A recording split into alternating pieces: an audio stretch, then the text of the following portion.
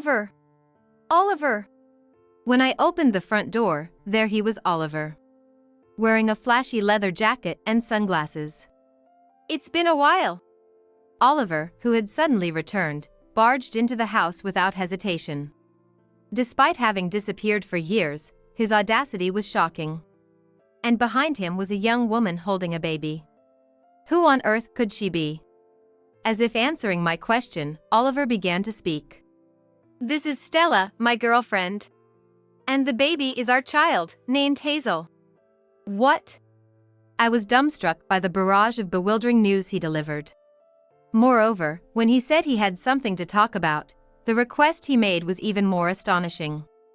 I'm handing over the daughter, so get a divorce and leave. What? It took me a moment to comprehend what he was saying. How could anyone think like this? Staring at me in disbelief, my daughter Chloe looked utterly disenchanted. Then, she said something unexpected. Divorce is not an option with Mom. Because.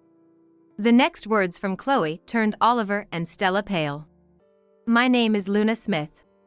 I'm a 50-year-old employee, living a life with my high school daughter, Chloe. Though, I'm not a single mother. I have a husband. His name is Oliver, also 50 years old. However, we are not living together. Worse, I don't even know where he is. Oliver disappeared a few years ago. He just left the house one day and went missing. Of course, I did everything I could. Asked friends and acquaintances, filed a missing person report with the police. Yet, to this day, his whereabouts remain unknown. At this point, I thought it was time to give up. Oliver is probably never coming back. Our marriage was already strained. Divorce seemed inevitable. Just when I thought it was time to live a modest life with Chloe, Oliver suddenly returned. And then, one shocking truth after another was revealed. I could only be astounded by the twists life can bring. But before I talk about Oliver, let me start with my own situation. I lost my mother when I was young and was raised in a father-only household. My father was strict but kind, always caring for me. Don't hold back for Dad's sake, do what you love. I remember him saying that with a smile, as if it were just yesterday. Thanks to him, I was able to dedicate myself to my studies without any worries during my school years. After landing a job, I worked hard, and whenever I had time, I traveled with friends or enjoyed my hobbies, living a fulfilling life. Before I knew it, I was already 30.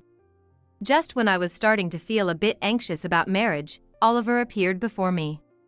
Introduced by a friend, Oliver was the same age as me. He was a bit of a show-off, but he knew a lot of fun things to do and always seemed to be enjoying himself. Gradually, I was drawn to the cheerful Oliver. After we started dating and he proposed, I decided to marry him. However, my father expressed his reservations about me marrying Oliver. I'm just worried about that guy. That was my dad's constant refrain. That's not true. He might seem a bit frivolous at first glance, but he's a kind and good person. You don't understand him at all. I would always retort to my father in this manner. Looking back, I realize my father was right. My dad, who seldom opposed me, clearly expressed his objection. If I had just listened to him, I might have had a different life by now. But time can't be turned back. Soon after, I found out I was pregnant. It was around this time that Oliver slowly began to show his true colors.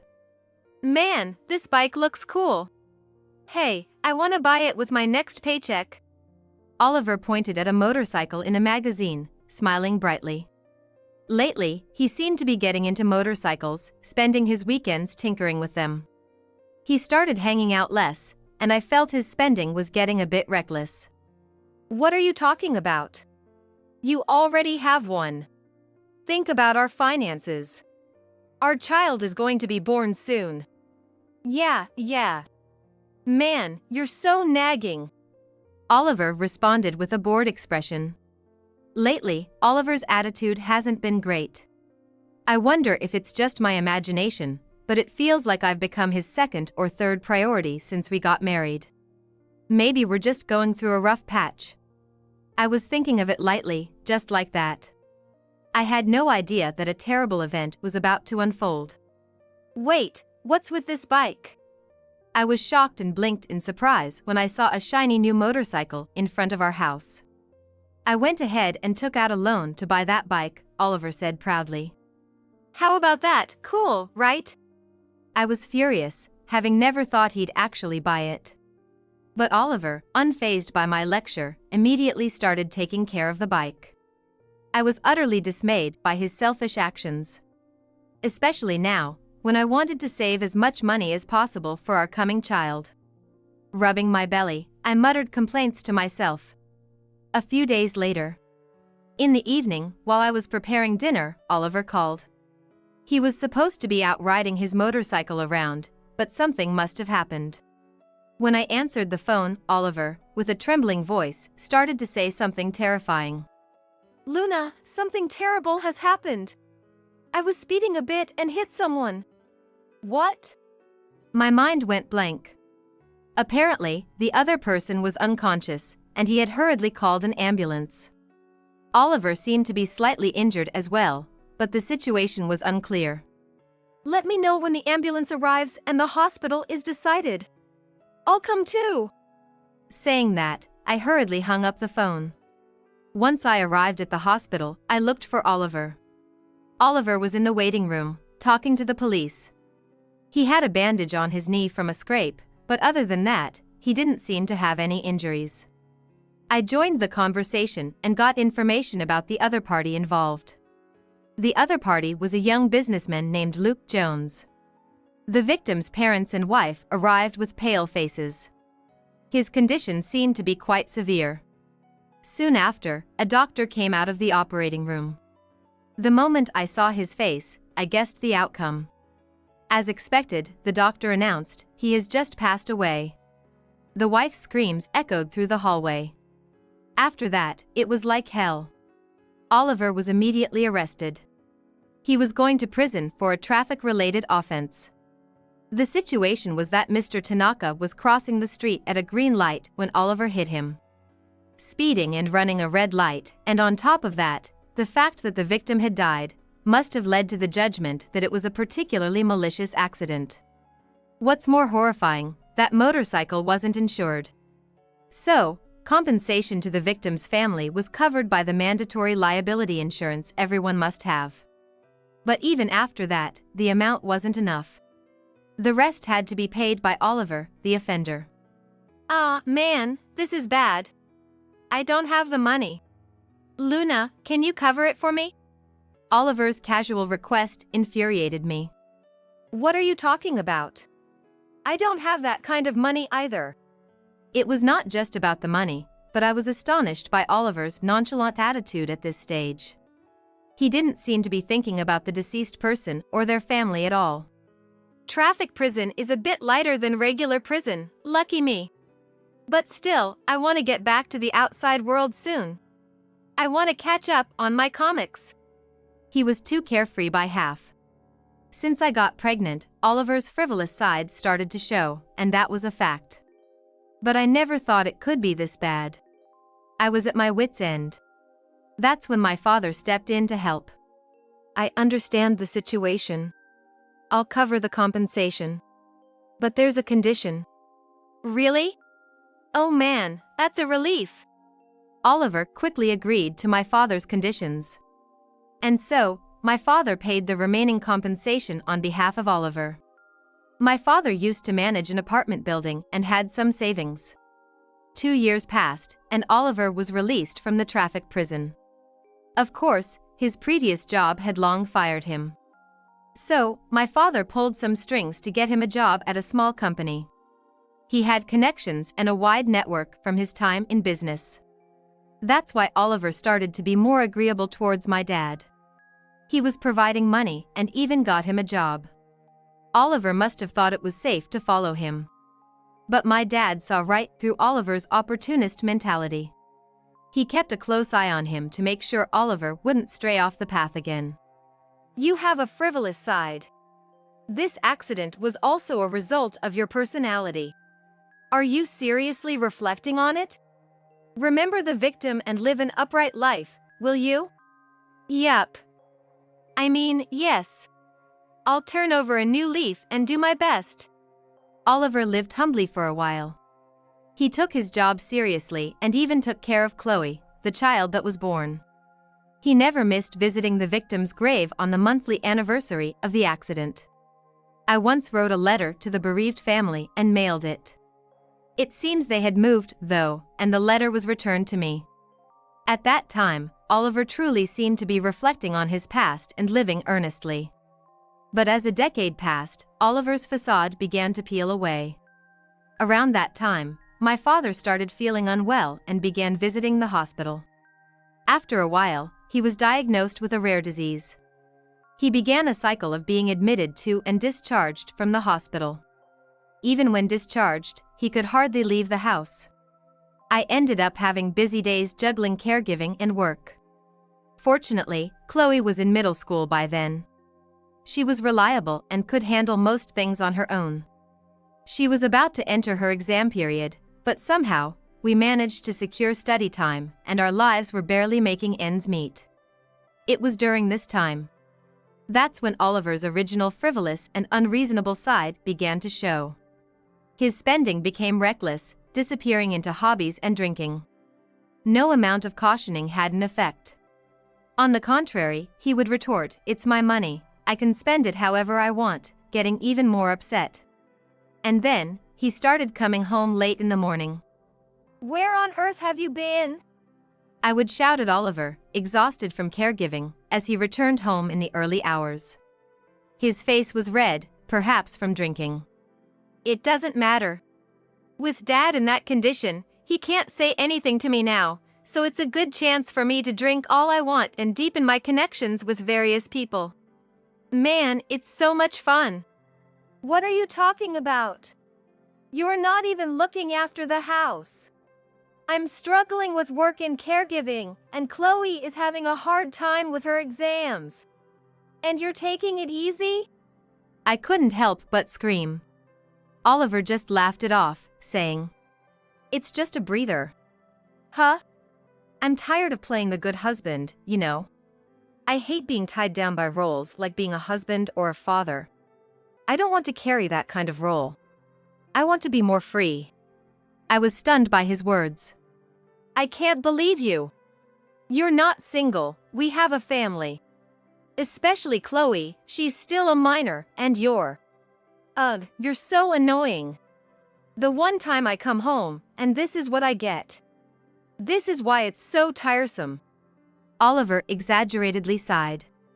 And then, he left again. Taking advantage of the weekend, he roamed around, which I envied. I figured he would come back when he felt like it. But from that day, Oliver never returned home. At first, I thought he might be staying at a friend's house. But no one knew where he was. Reluctantly, I called his company. To my surprise, I found out he had resigned months ago. I was filled with disbelief. Where on earth could he be? The only place that came to mind was his parents' house. Originally, Oliver didn't get along well with his parents and rarely visited them. Still, desperate, I called my mother-in-law. But as expected, she said, "I don't know. He's not here." As a last resort, I decided to go to the police. I filed a missing person report, but in the end, his whereabouts remained unknown. It seemed there were people helping with the disappearance, but their exact location remained unknown. In the meantime, my father passed away. By the time Oliver disappeared, my father was already on a ventilator and could hardly communicate. I prepared for the funeral with tears, going through the motions. I felt incredibly guilty for marrying such a selfish man as Oliver, causing so much worry for my father. I was filled with remorse. There's another thing I regret. I had been planning to rebuild our house with my father's money. The plan was to demolish my father's old house and build a new, accessible home on the land. We thought living together would make my father happy. But that dream never came to fruition, as my father passed away. I was so frustrated. Oliver's disappearance, my father's passing. It seems troubles come in pairs. I was completely disheartened. As a result, the plan to build a new house had to be put on hold. It took years amidst everyday life to gradually regain my strength. Although my father had passed, I decided to build the house with the money he left us. After all, those of us who remain need to keep living. Eventually, the house was completed, and Chloe and I moved from our previous apartment to our new home. Looking at our house, I felt a strange sense of peace wash over me. Even Chloe was smiling. There's no point in staying down forever. Let's start anew here. Just as I had that thought, something I never expected happened. It was one morning when suddenly the doorbell rang. Opening the door, I was stunned by who stood there. Oliver! Oliver had suddenly returned, wearing a flashy leather jacket and sunglasses. What the hell? How did you find this place? Long time, no see. Building a new house on your father's land, huh? That's quite the move. Ignoring my questions, Oliver just waltzed into the house. Same old Oliver. Why are you just walking in? Where have you been all these years? Do you have any idea how desperately we've been looking for you? Hey, don't be so mad. Let's all sit down and talk. Oliver began to take charge as if nothing was amiss. Mom, who is this? Chloe, sensing the commotion, paused her studying to come over. Oh, Chloe, huh? You've grown up. Chloe immediately scowled. She had seen up close how much Oliver had put me through. She clearly harbored a deep dislike for her father. Her sharp gaze wasn't reserved just for Oliver. Following behind Oliver was a young woman, causing Chloe to look suspicious. The woman, heavily made up with bright-dyed hair and flashy clothes, was holding a baby and had a triumphant smile. I felt a wave of discomfort. Both of you, this is the first time meeting, right? This is Stella, my girlfriend. What? Ignoring our surprise, Stella greeted us with a composed expression. Pleased to meet you. After disappearing for years, Oliver suddenly returns with a girlfriend in tow. It seemed utterly insane. But then, an even more appalling truth was revealed. Pointing to the baby Stella was holding, Oliver proudly said, "This kid is mine and Stella's. Cute, isn't she? Her name's Hazel." A child. I felt dizzy, barely able to stand.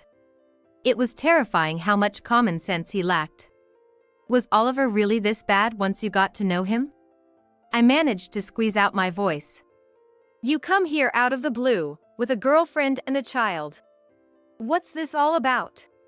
You should have done this after getting a divorce. In the first place, you are. Stop. Enough with the preaching. Can we talk about our situation?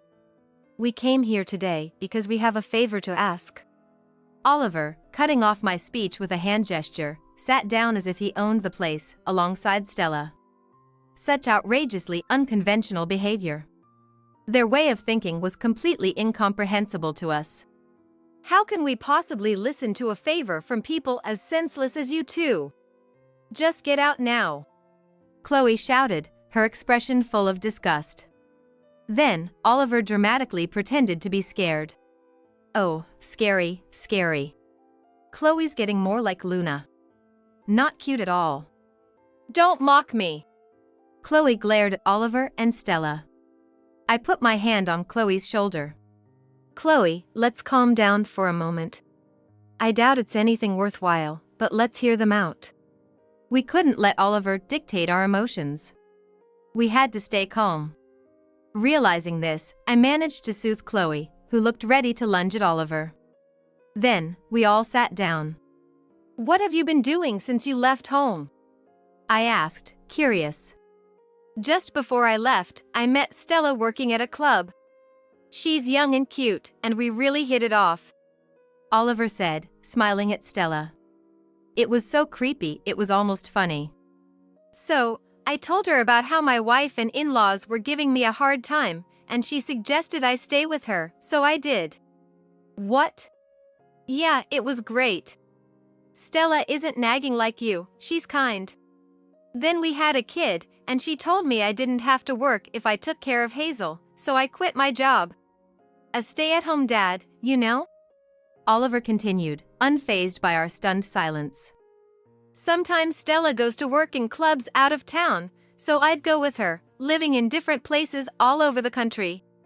Felt like a vacation, it was awesome. No wonder we couldn't find him.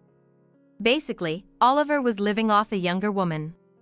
But with the kid getting to daycare age, we thought it was time to settle down, so we came back home. Then we stumbled upon you guys. Followed you here and was surprised to see this new house. You guys are living the good life, huh? Oliver rambled on, grinning. Though I tried to stay calm, it's tough dealing with someone so far removed from common sense. So, what are you trying to say? I asked coldly. Oliver proudly stated. Basically, we want this house. It's big and just right for us. We'd make better use of it. I'll go ahead and divorce Luna, so you and Chloe can just move out. What? What are you talking about? So, Oliver paused before saying, I'm giving up the daughter, so divorce me and leave. At this point, it was beyond understanding. How could someone think this way? I was speechless, but Chloe unexpectedly spoke up. Divorcing you, Mom, is impossible. Because... Chloe continued with a cold expression. Did you forget about the promise to Grandpa? Huh? My father-in-law's. You haven't forgotten, right? About the compensation money for that accident, which Grandpa paid on your behalf. Oliver panicked at Chloe's words. Hey, what are you suddenly talking about? Huh? What, that accident? Stella looked puzzled. Didn't know? Even though you're his girlfriend. This man once hit someone with his motorcycle and went to traffic prison for it. The victim died. My father paid the compensation to the victim's family. But there was a condition attached. It was like this: I will cover all the compensation to Mr. Jones's family. In return, if there's an event that leads to the breakdown of my marriage with Oliver, I will reclaim the full amount from Oliver. Hearing my words, Oliver and Stella turned pale. Oliver must remember agreeing to those terms at the time. But he was probably too happy about the money being covered to remember the specifics. You left the house without permission, went missing without a trace, and on top of that, you got a mistress and had a child. That pretty much means our marriage is broken, doesn't it? That's... But your father's gone now, right? Such conditions can't apply anymore, can they? Oliver was visibly flustered. Too bad. My father has indeed passed away. But did you forget? We made a written note of it. So, it has legal effect. If you breach that, we have the upper hand in a lawsuit. And there's more to the memo. If Oliver can't pay back the money, he must work at a day labor facility specified by my father, and the wages will be deducted from there. What? Oliver was speechless. He seemed to want to say something, but no sound came out. It was clear he didn't have the money. Oliver had always been the type to buy whatever he wanted right away and had no savings. Even now, he's living off Stella, who works at a club. He must be broke. That leaves the day labor facility as his only option. But that's exactly what Oliver fears the most. After all, he was supposed to work at that facility after his release. It's a place where ex-convicts do tough physical labor. Oliver, who loves taking it easy, showed a strong aversion. He disliked it so much that my father had to hide his criminal record and introduce him to a regular job instead. Knowing this background, Oliver must dread the idea of physical labor. No, I have money, Oliver said in a dry voice. Oh, where? Well, yeah, Stella has money. She's a top hostess, earns a lot. So, paying that compensation is no big deal for her. Regaining his composure, Oliver began to laugh carelessly. Ah, is that so? Well, as long as you repay, it doesn't matter how. Anyway, that's the deal. Stella, you either pay or work the day labor. We'll talk about divorce after repayment. Can't let you loose not knowing what you might do next. I said coldly, and Oliver replied with a smirk. Haha. Like I do day labor. Just get Stella to pay, and it's settled. I had completely forgotten about that old accident. Haven't visited the grave or thought about the victim's family since I left. Saying this, Oliver unbelievably joked. Then he turned to Stella. Right, Stella? You think the same, right? Stella? Hey, Stella? Stella had been acting strange, looking down in silence. Stella was looking down in silence. Upon closer inspection, her face was pale and her lips were trembling. The next moment, she uttered unbelievable words. It was you. Stella glared at Oliver. What's up? What happened all of a sudden, Stella? Stella suddenly raised her face, her eyes bloodshot as she yelled. You were the one who ran over my dad, Oliver. What? Both Chloe and I were shocked by this revelation. What did she mean? Stella began to explain. When I was 5, my dad was hit and killed by a motorcycle that ran a red light. I was too young to understand anything. My beloved dad suddenly wasn't there anymore, and I lived through sad days. My mom became deeply withdrawn and said she didn't want to stay in this place anymore, so we moved far away. To protect me from getting hurt, Mom hid the details and the information about the other party. So, I never realized the culprit was Oliver. But you say the victim's family has forgotten? How could that be? I haven't forgotten a single day. I can never forgive the person who ran over my dad. We were astonished. That Stella was the victim's family member from that accident. Oliver was panicking more than ever. But the last names are different, right? The person I hit was a Jones. Stella's last name is Williams, right? There are many traffic accidents in the world. It's a case of mistaken identity? My mom remarried after my dad died. That's why my last name changed to Williams. Before that, it was Jones. My dad's name was Luke Jones. The moment she said that, Oliver turned pale. He seemed utterly disconcerted. His gaze wandered through the air, and he started sweating profusely. Meanwhile, Stella showed her hatred. To mock the victim's family and laugh it off, unbelievable. That's the kind of person you are, Oliver. You wouldn't pay. Don't mock me.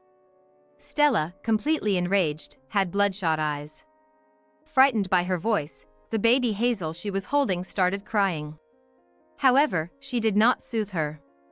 In the silent room, only the baby's cries echoed. Oliver seemed to have lost the ability to speak, looking utterly vacant. Breaking the silence, I spoke up. So, that was the story. Now, as for the continuation, Stella, about living with Oliver in this house. Are you kidding? I could never be with a man like that. Stella displayed a look of contempt. It was hard to believe they were once so in love. A man who ran over someone and destroyed a family. Chloe quietly interrupted Stella's outcry. You were about to do something similar, weren't you? The room fell silent again. Stella slowly spoke up. What? What did you say? I'm sorry for what my father did with the accident. But that doesn't give you the right to enter a deep relationship with a married man and have a child, does it? What you did might not be a crime that lands you in jail like my father, but in terms of destroying a family, it's the same. Because you were trying to take away our father. Even though he's such a father. I'm different. I didn't mean to. Stella seemed to realize what she had done, and her words faltered. Stella, I was shocked too when Oliver disappeared. Sure, Oliver was a terrible husband, a terrible father. He might have been different from your dad. But the feeling of a broken home is the same. You must understand the pain that Chloe and I went through. The momentum Stella had just moments before disappeared, and she fell silent. After a long silence, Stella started to speak in bits and pieces. After the accident took my dad, my mom and I moved to a completely different place. My mom remarried, but I never got along with my new dad. I didn't want to stay in such a home and started hanging out more. Stella laughed at herself. I dropped out of high school and started working at a club. Working at the club made money, but there were many hard times too. I always thought my life was tough because my beloved father was gone. So, I lived hating the person who took him from me. After pausing for a bit, she continued. Chloe, was it? You're right. I knew Oliver was married and had a child, but I didn't care. The other family didn't matter to me. I was resigned. But now, I realize I've caused you and your family the same pain I felt as a child. Stella looked completely dejected. She had entered with Oliver, confident and even smiling, but now she seemed much younger. She must be in her early 20s. With more than a 20-year age gap, she was with a man in his 50s like Oliver. Was she seeking the fatherly affection she lacked? After hearing her story, it seemed the only plausible explanation. I'm sorry. A tear fell from Stella's eye. A tear fell from Stella's eye as Hazel looked at her curiously. Stella spoke through tears. I will raise Hazel on my own. I understand. I nodded. Stella is still young. I hope she reflects and starts over, never straying from her path again. And not getting caught by men like Oliver. And not getting caught by men like Oliver again. With that settled, it was Oliver's turn. So, your fate is decided. You'll be earning your keep through day labor, I said, and Oliver, who had been silent until then, quickly objected. No, wait a minute. I can't last in such a tough place. At least give me something easier. I need a light job that ends at 9 to 5. What are you talking about? There's no such place. Considering you already have a criminal record, you should be thankful there's even a place willing to hire you. That's it. Oliver let out a pathetic sound. Stella and Chloe were looking at him with complete disdain. We've caused you a lot of trouble, Stella said as she stood up. Chloe had a complex expression, but I met Stella's eyes and nodded. Holding Hazel tightly, Stella left. After Stella was out of sight, Chloe murmured, Mom, are you sure? Shouldn't we have been harder on her? Mom, are you sure? Shouldn't we have been harder on her? It's okay now. I believe those tears weren't fake. I too was raised by a single parent. I could somewhat understand Stella's feelings. She seemed to regret getting involved with a married man like Oliver, and I hoped she would live honestly and focus on raising her child from now on. That was my sincere wish. Well, when I looked at Oliver, he didn't move an inch. He was completely drained. Perhaps terrified of what the future holds for him. And rightfully so. Oliver now has to atone for his actions. Over a long period. A few days later, I handed Oliver over to the facility director of the day labor center, a friend of my father. Please be careful, this man has developed a habit of taking it easy. So, he might slack off or attempt to escape, causing you trouble. No worries. We're used to handling such individuals. The director laughed heartily. The place was filled with ex-convicts similar to Oliver. Families had given up on these hopeless cases. It seems that attempts to escape were not uncommon among such a group. However, most of the facility's staff had experience working for security companies or were related to the police force. Surrounded by strong men, it would be difficult for the workers to escape. There seems to be a hierarchy within the facility, with newcomers at the bottom, getting worked hard. I hope that being physically and mentally trained here, Oliver truly becomes a decent person this time. As for me, I had already filed for divorce. Initially, I had planned to divorce after the repayment was completed, but the wages earned from the labor were lower than expected. Therefore, I arranged for Oliver to borrow money from a consumer finance company affiliated with the facility, repay me in full, and then Oliver would repay the consumer finance company. As a result, a significant amount of money came into my hands. However, this money was originally my father's. I wanted to use it for something my father would have done if he were alive. With that in mind, I donated part of the sum to an organization for children who lost their parents in traffic accidents. I hope to reduce the number of people who suffer from such sadness. My father would surely have done the same. Remembering my loving father, I teared up. Years have passed since then. I continue to work as usual. Chloe has become a university student. She is diligently studying to obtain a difficult national certification. Unlike Oliver, she is a well-grounded person. Despite everything that has happened, it's good to see her grow up well.